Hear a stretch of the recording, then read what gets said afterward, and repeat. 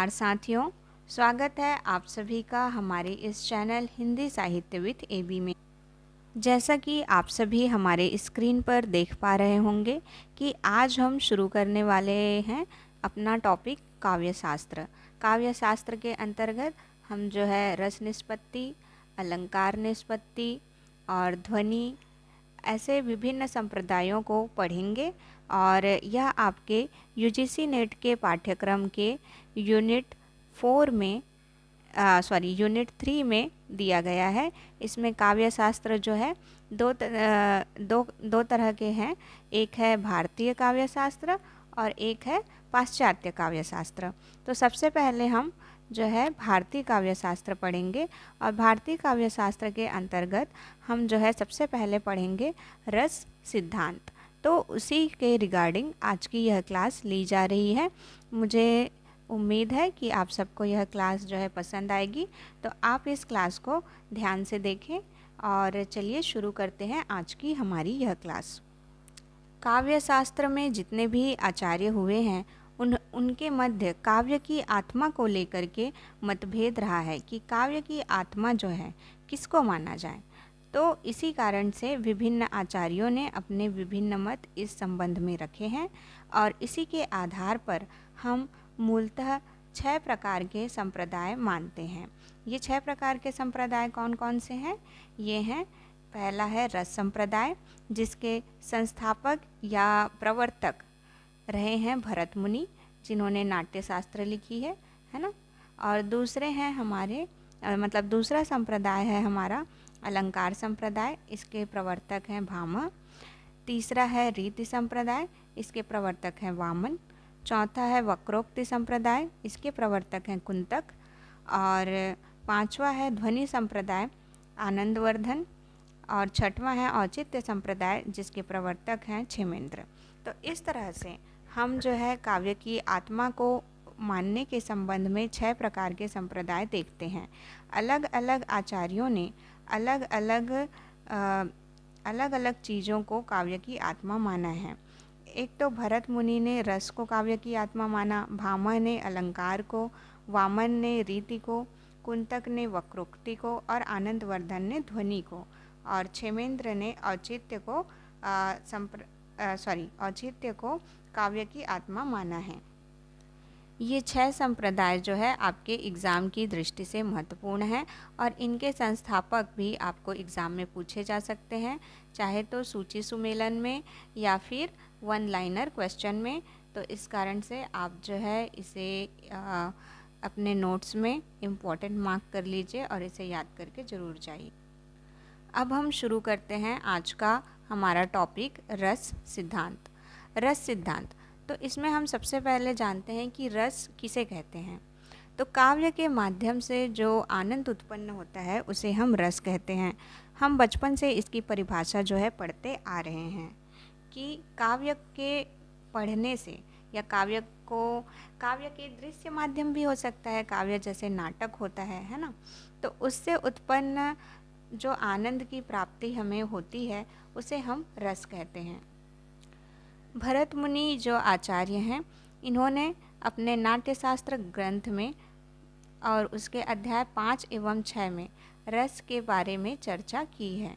और उनका एक वाक्य है, विभावानुभाव व्याभिचारी संयोगात रसः निष्पत्ति है, यानी विभाव, अनुभाव और संचारी भाव के संयोग से रस की निष्पत्ति होती है।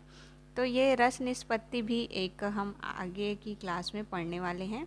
यहाँ पर आपके लिए ये सूत्र जो है इम्पॉर्टेंट हो जाता है। इस पेज में आपके लिए जो एग्ज़ाम के दृष्टिकोण से इम्पॉर्टेंट है वह है भरत मुनि ने किस ग्रंथ की रचना की, नाट्यशास्त्र। और यह जो है किससे संबंधित है, तो रस से संबंधित है। भरत मुनि कौन से सिद्धांत वाले आचार्य हैं, तो रस सिद्धांत के आचार्य हैं। अध्याय 5 एवं 6 में इन्होंने रस की चर्चा की है या रस का यह सिद्धांत दिया है, विभावानुभाव व्याभिचारी संयोगाद रस निष्पत्ति है। तो यह कथन या उक्ति देकर के आपको पूछा जा सकता है कि यह जो है किसका कथन है, तो आपका आंसर हो जाएगा भरत मुनि। इसके अलावा भरत मुनि ने रस को आस्वाद्य कहा है और नाट्यगत कहा है। रस्यते आस्वाद्यते इति रसः। यानी कि रस जो है आस्वाद्य है, या रस का व्युत्पत्ति परक अपन अर्थ जो है आस्वाद भी कहा गया है। रस को काव्य की आत्मा मानते हुए विभिन्न आचार्यों ने विभिन्न उक्तियाँ दी है, या विभिन्न संस्कृत के जो सूक्ति वाक्य हैं रखे हैं। ये आपके एग्ज़ाम में पूछे जाते हैं सूची सुमेलन में, तो इसे धीरे धीरे करके आप याद कर सकते हैं कि यह किससे संबंधित कौन कौन से आचार्यों ने अपने मत प्रकट किए हैं। तो पहला है हमारा राजशेखर, शब्दार्थों ते शरीरम रस आत्मा, यानी कि इन्होंने रस को आत्मा माना है, काव्य की आत्मा। और विश्वनाथ ने कहा है वाक्य रसात्मकम काव्यम। जगन्नाथ ने रमणीयार्थ प्रतिपादक शब्द काव्यम।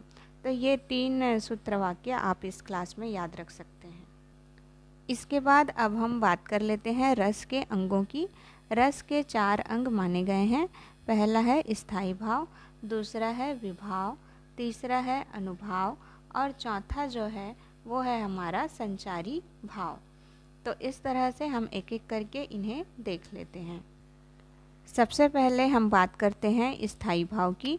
स्थायी भाव का अर्थ है सहृदय के मन में जो भाव पहले से विद्यमान होते हैं, यानी कि पहले से विद्यमान जो भाव होते हैं उसे हम स्थायी भाव कहते हैं। जैसे दया, प्रेम, करुणा, भय आदि, ये सब स्थायी भाव हैं। जिसके भीतर से स्थायी भाव जागे उसे हम आश्रय कहते हैं, है ना। जिसके भीतर से स्थायी भाव जागता है उसे हम आश्रय कहते हैं। जैसे कि मीना सांप को देख करके डर गई, तो डर क्या है? स्थायी भाव है। और यहाँ पर किसके भीतर डर पैदा हुआ? तो मीना के भीतर, तो मीना हो गई आश्रय और डर हो गया स्थायी भाव। लेकिन ये जो सांप है, मतलब सांप को देख करके डर जागा, तो सांप क्या हो गया? आपका कारण हो गया। तो ये कारण जो है इसे हम बोलते हैं आलम्ब, और इसी आलम्ब से बनता है हमारा आलम्बन विभाव। तो विभाव क्या होता है? विभाव होता है कारण, यानी स्थायी भावों को जगाने वाले कारण ही आलम्बन विभाव कहलाते हैं। जिस कारण से भाव जागृत होता है उसे हम आलम्ब कहते हैं। ठीक है।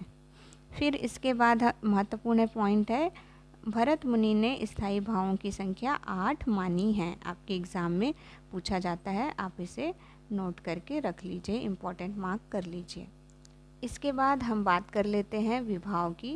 विभाव का अर्थ है कारण, स्थायी भावों को जगाने वाले कारण।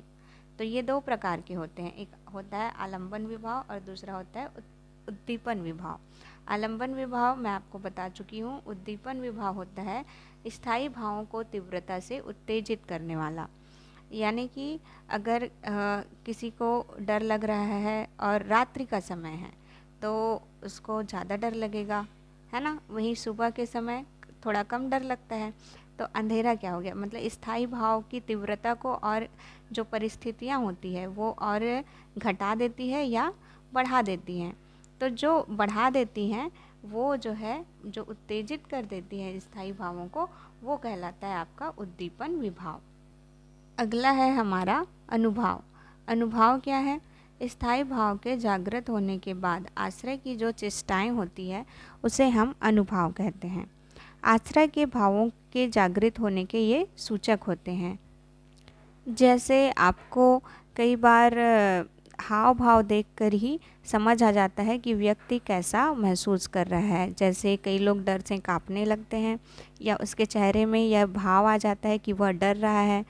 तो वो जो स्थायी भाव के जागृत होने के बाद, यानी डर जैसे पैदा हो गया, उसके बाद आश्रय की चेष्टाएं, यानी कि मनुष्य जिसके अंदर डर जागा है, तो उसकी जो चेष्टाएं हैं, उसके जो हाव भाव हैं, वही अनुभाव कहलाते हैं।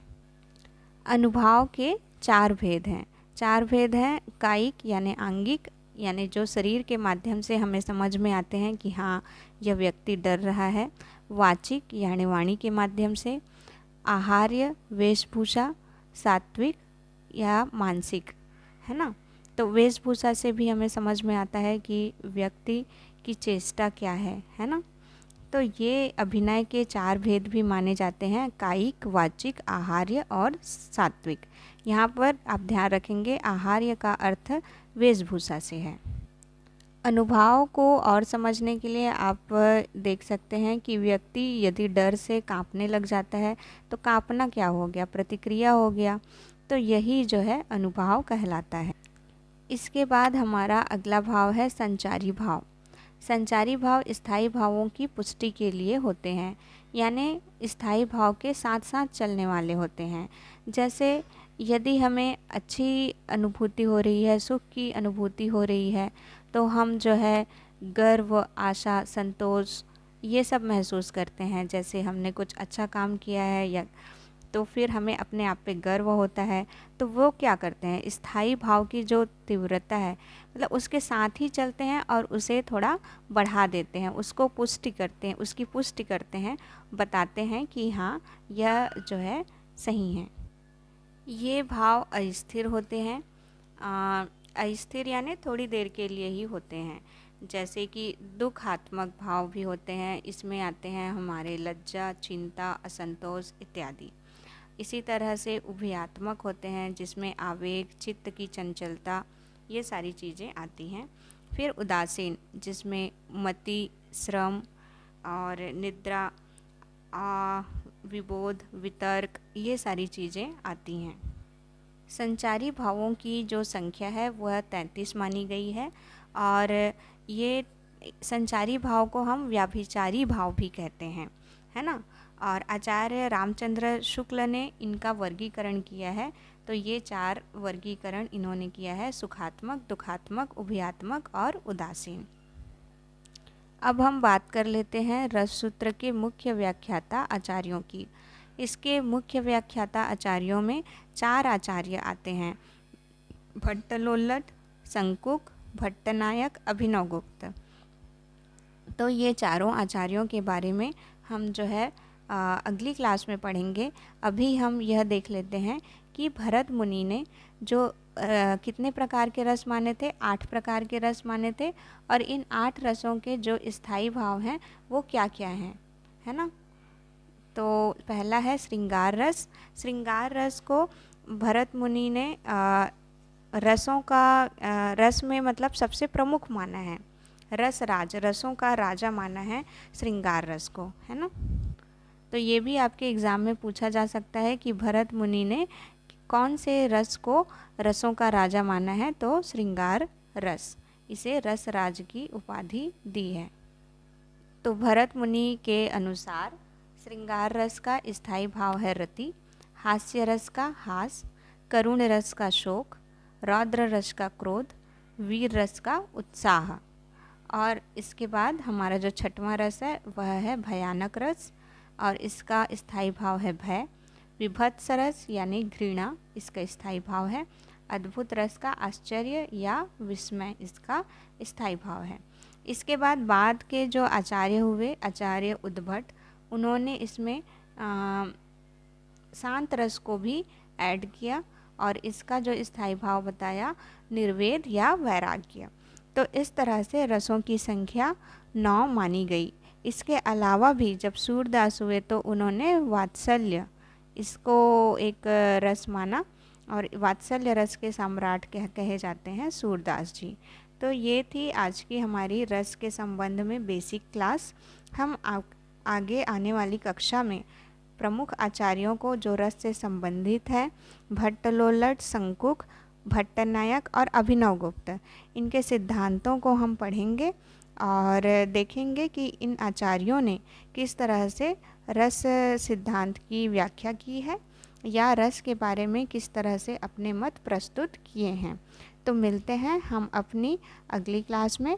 तब तक के लिए आप जो है इस चैनल को सब्सक्राइब कीजिए, शेयर कीजिए और हमारे जो है टेलीग्राम चैनल को ज़रूर से ज्वाइन कीजिए।